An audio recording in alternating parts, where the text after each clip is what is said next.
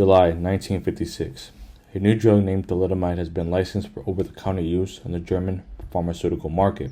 Originally synthesized by the Swiss pharmaceutical firm known as SIBA, in 1953 it was initially discarded under the belief the drug had no known therapeutic uses in humans.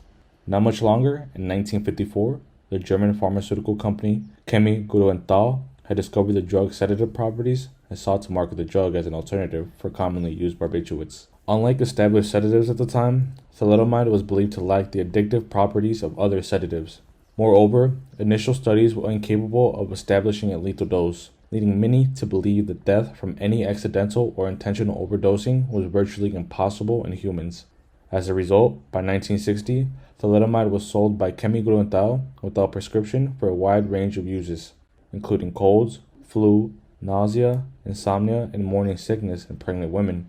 It was licensed in more than 40 countries, commonly being sold under the brand names Contergan, Distorol, Sofnin, Neurosedin, Kedavan. Unfortunately, during this time, it was uncommon knowledge that some drug effects had the potential to cross the placental barrier, and as such, thalidomide's impact on fetal development was never tested. Subsequently, the drug was heavily marketed towards pregnant women, many of whom took the drug under the impression it was safe, never anticipating the detrimental effect it would have on their unborn child. For many infants, the drug was a death sentence, with later reports stating that a single pill was sufficient enough to cause teratogenic effects in an approximate 40% of infants dying within their first year of life. Those that did not survive were left with crippling birth defects, most notably phocomelia, a congenital deformity whereby the hands and feet are bound to the child's trunk, sometimes being absent or grossly underdeveloped. Some other deformities include disfigurements of the ear, ocular abnormalities, facial palsies, internal organ damage, and congenital heart disease. It wasn't until November 18, 1961, 4 years after thalidomide entered the market, the German physician and geneticist Wedekind Lenz published a report associating thalidomide with the crippling malformations.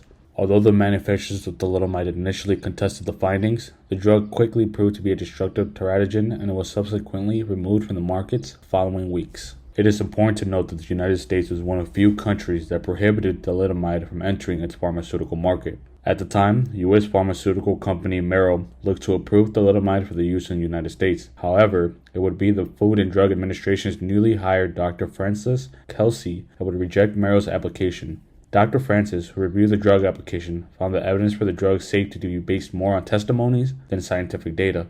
In addition, reports of peripheral neuritis concerned Dr. Francis, stopping approval of thalidomide in the United States and later on granting Dr. Francis the President's Award for Distinguished Federal Surveillance Service from President John F. Kennedy. At the end of thalidomide's debilitating run, its consequences set into motion changes that would restructure how drugs are approved for human use. Today, individuals who have survived the thalidomide tragedy have reached adulthood and have come into terms with the severe physical challenges. Nonetheless, many continue to fight for strict drug regulation in hopes a tragedy like thalidomide never happens again.